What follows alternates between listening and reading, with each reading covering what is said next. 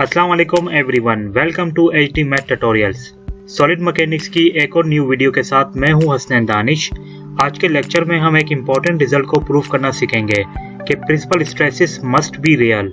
Video को start करने से पहले मेरे इस चैनल को लाइक और सब्सक्राइब जरूर करें और वीडियो के एंड में कमेंट्स करना ना भूलें।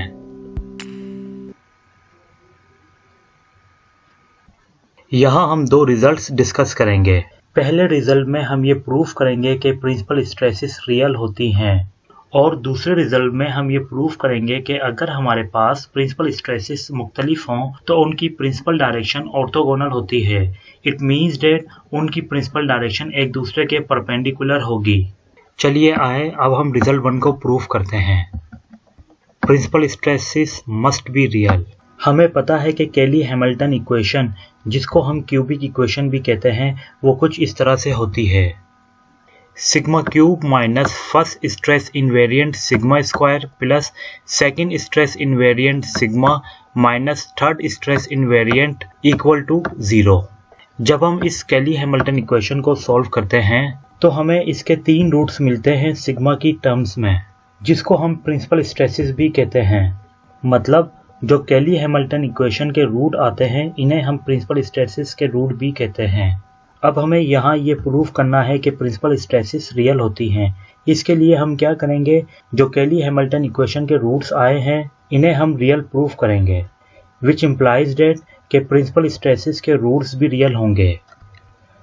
सो the Cayley Hamilton equation is sigma cube minus first stress invariant sigma square plus second stress invariant sigma minus third stress invariant equal to 0 and call it equation number 1 where first stress invariant is equal to sigma ii। मतलब first stress invariant में हम principal diagonal के elements का सम करते हैं, जिसको हम sigma ii से डिनोट करते हैं।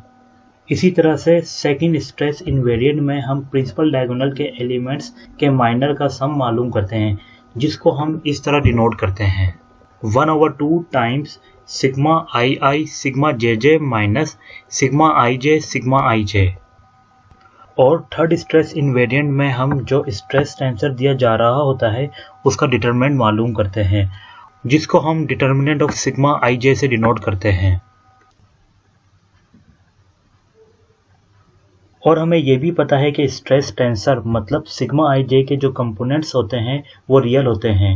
तो इसका मतलब ये हुआ कि जो स्ट्रेस इनवेरिएंट है, मतलब first stress invariant, second stress invariant और थर्ड स्ट्रेस इनवेरिएंट, वो भी रियल है। यूं जो इक्वेशन नंबर 1 में कैली हैमिल्टन इक्वेशन है उसके कोएफिशिएंट भी रियल हैं। यूं वहां पर हमें कम से कम एक रूट ऐसा मिलेगा, लेट्स से वो रूट हमारा सिग्मा 1 है। अब ये जो रूट सिग्मा 1 है ये हमारी कैली हैमिल्टन इक्वेशन का एक रियल रूट है, जिसको हम प्रिंसिपल स्ट्रेस भी कहते हैं। तो प्रिंसिपल स्ट्रेसेस की डेफिनेशन के लिहाज से इस रूट सिग्मा 1 के करस्पॉन्डिंग तमाम के तमाम शेयर स्ट्रेस 0 हो जाएंगे और जो नॉर्मल स्ट्रेस हैं वो नॉन जीरो होंगे। मतलब रूट सिग्मा 1 पर 2 स्ट्रेसेस ऐड करती होंगी। First is normal stress and second is shear stress. जो नॉर्मल स्ट्रेस होगी वो प्लेन के परपेंडिकुलर होगी और वो नॉन जीरो होगी, और उसके करस्पॉन्डिंग जो शेयर स्ट्रेस होगी वो 0 होगी। और अगर इसी चीज को हम मैथमेटिकली लिखना चाहें तो इसे हम ऐसे लिख सकते हैं sigma 11 equal to sigma and sigma 12 equal to sigma 13 equal to 0। Here sigma 1 is a normal stress and corresponding shear stress sigma 12 and sigma 13 is 0. Now by symmetry condition sigma ij equal to sigma ji, which implies that sigma 12 equal to sigma 21 which is equal to 0. Similarly इसी तरह से sigma 13 equal to sigma 31 equal to 0 and call it equation number 2. और हमें यह भी पता है कि इक्वेशन नंबर 1 को हम डिटर्मिनेंट फॉर्म में इस तरह लिख सकते हैं। Now substituting the value of equation number 2 in equation number 1,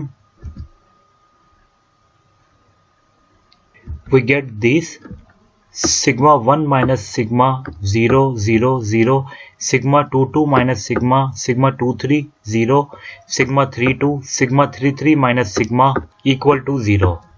Now expand this determinant by rho 1, we get this। अब यहाँ हम सिग्मा 22 माइनस सिग्मा को सिग्मा 33 माइनस सिग्मा से मल्टीप्लाई करेंगे और उसके बाद सिग्मा की टर्म को कॉमन ले लेंगे एंड वी गेट दिस।